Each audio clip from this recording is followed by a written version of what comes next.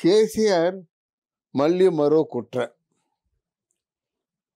ఎందుకంటే కేసీఆర్ పదవి కోల్పోవడం జీర్ణించుకోలేకపోతున్నాడు. అలాగే కేసీఆర్ కంటే కేటీఆర్ ఒక ప్రిన్స్ లాగా తిరిగాడు కనుక అతని మనకి కానవాయి లేదు, అతను మనుషులు లేరు కనుక ఆయన కూడా చాలా పేటరేగిపోతున్నాడు అన్నమాట. అందుకని రాజకీయం ప్లే చేస్తున్నాడు. అదిగో కాంగ్రెస్ పార్టీ నుంచి 12 మంది మా దగ్గరకు వచ్చేస్తున్నారు అని చెప్తున్నాడు. ఏదో మ్యాజిక్ ఫిగర్నేమో టాలీ చేసుకోవడం కోసం.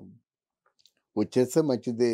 నిజంగా ఇప్పుడు కాంగ్రెస్ పార్టీలో చేరడానికి సిద్ధంగా ఉన్నారు. ఎందుకంటే పరిపాలనా దక్షుడు రేవంత్ రెడ్డి. రేవంత్ రెడ్డి ఇంతవరకు ముఖ్యమంత్రిగా ప్రమాణ స్వీకారం చేసినప్పటి నుంచి ఇంతవరకు అహోరాత్రాలు కష్టపడుతున్నాడు. ముఖ్యంగా కాంగ్రెస్ పార్టీలో ఉన్న లీడర్స్ అందరినీ కూడా కలుపుకుంటూ ఏమి సాధించినప్పుడు కూడా మా నాయకులందరూ కలిసి సాధించామంటున్నాడు. తర్వాత పెద్ద నాయకుడు, పెద్ద కాంగ్రెస్ సీనియర్ లీడర్స్ను కూడా కలుపుకుంటూ పోతున్నాడు. అది రేవంత్ రెడ్డిలో తెలివితేటలు. తర్వాత అధిష్టానానికి ఎప్పుడు తలలో నాలుగులా ఉంటున్నాడు. రేవంత్ రెడ్డితో మైండ్ గేమ్ ఆడుతున్నాడు కేసీఆర్. మైండ్ గేమ్ ఏంటంటే అదిగో నీ తాలూకు బలగం అంతా పోతుంది అన్నాడు. ఈ మధ్య రేవంత్ రెడ్డి మల్లారెడ్డి అల్లుడు బిల్డింగ్ని డిస్మాండిల్ చేయడం జీర్ణించుకోలేకపోయాడు. ఇంకెందురా బాబు, నన్ను నా మీద కక్ష తీర్చుకోవద్దు, నీలో కలిసిపోతానంటే మళ్ళీ ఆయనకేం వార్నింగ్ ఇచ్చాడు. ఆయన లేదు కాంగ్రెస్ పార్టీలో కలవడం లేదు, నా ప్రాణం ఉన్నంత వరకు ఏదో బీఆర్ఎస్ పార్టీలో ఉంటాడని చెప్పాడు. అది వేరే విషయం. ఇక్కడ ఈ మల్లారెడ్డి అంశం ఎందుకు వచ్చింది? మల్లారెడ్డి కాంగ్రెస్ పార్టీలో కలవడానికి సిద్ధంగా ఉన్నాడు. వాళ్ళిద్దరూ బాయ్ కబుర్లు చేశారు. దానికి రేవంత్ రెడ్డి కూడా ఒప్పుకున్నాడు. మళ్ళీ మల్లారెడ్డికి సీరియస్ వార్నింగ్ అయ్యేసరికి వెళ్ళిపోయాడు. అందువలన ఈ ఈ ఈ పొత్తులు భాగవతం ఎలా ఉంచినట్టయితే బీఆర్ఎస్ నుంచి కలవడానికి చాలామంది సిద్ధంగా ఉన్నారు. రేవంత్ రెడ్డి ఆలోచిస్తున్నాడు కాంగ్రెస్ పార్టీని కలుపుకున్నట్టయితే ఎలా ఉంటుందో అని. ఎందుకంటే ఇప్పుడు కేవలం మీ మీద ఆయనకి చాలా మెజార్టీని కలుపుకోవాలి ఆయన.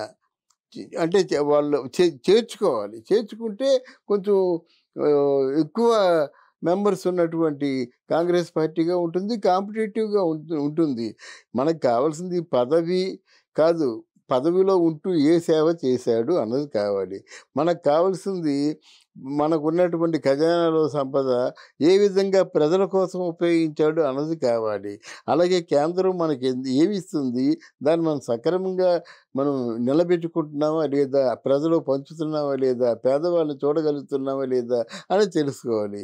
నెక్స్ట్ విద్య, ఆరోగ్యం, వైద్యం, విద్య, ఈ 2 విషయాల్లో కూడా ఎక్కడ కూడా లోపం లేకుండా ఉండాలి. ఇవన్నీ చేయాలంటే మనసు ఉండాలి.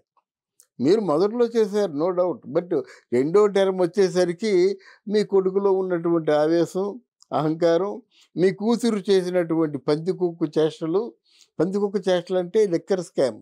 అంతేకాకుండా అసలు మీకు హోమే లేదని బయట ప్రచారం. హోమ్ డిపార్ట్మెంట్ అలీ గారు ఎవరు ఉన్నారు, ఆయన ఏం చేస్తాడు? ఆయన మొత్తం అంతా కవితమ్మే చెప్పేది. అంటే ఎవరికేం చేయాలి ఆల్మోస్ట్ ఆల్ మీకు ఉన్నటువంటి మీ వాయిస్ అంతా కవిత వినిపించేది మొదట్లో. అలాగా మీ అల్లుడు ఎలాంటి వాడో మీకు తెలుసు కనుక ఈ కారణం చేత ముందు మీ నాయకులు విసిగిపోయారు. మీ నాయకులు అంటే బీఆర్ఎస్లో ఉన్నటువంటి నాయకులు అందరూ విసిగిపోయి వాళ్ళకు ఒక వేదిక కావాలని రేవంత్ రెడ్డిని కలుసుకున్నారన్నమాట. రేవంత్ రెడ్డిలో ఉన్న గొప్పతనం ఏంటంటే పెద్దని చిన్నని అందరినీ కలుపుకొని చేస్తున్నాడు. కానీ ఈ మధ్య కూడా కొన్ని పొరపాట్లు దొరుకుతున్నాయి రేవంత్ రెడ్డి. ఆ విషయంలో నేను మరో వీడియోలో చెప్తాను.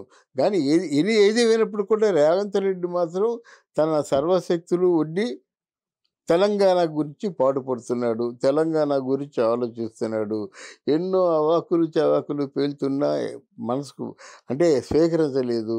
వాటిని అలాగే వదిలేసి తిరిగి అంతే ఘాటుగా సమాధానం చెప్పగలిగినటువంటి నాయకుడు ఎవరైనా ఉన్నారంటే ఈరోజు రేవంత్ రెడ్డి. డెఫినెట్‌గా అధిష్టానానికి కనుసన్నల్లో ఉన్నాడు. ఎవరెన్ని పుకార్లు కల్పించినా, ఎవరెన్ని అంటే మామూలుగా తప్పుడు రాతలు రాయించినా సరే, అక్కడ మాత్రం అధిష్టానం కనుసన్నల్లో ఉన్నాడు. డెఫినెట్‌గా రేవంత్ రెడ్డి కాంగ్రెస్ పార్టీకి బలమైన నాయకుడవుతారని చెప్పేసి ఘంటాపథంగా మనం చెప్పొచ్చు. Thank you.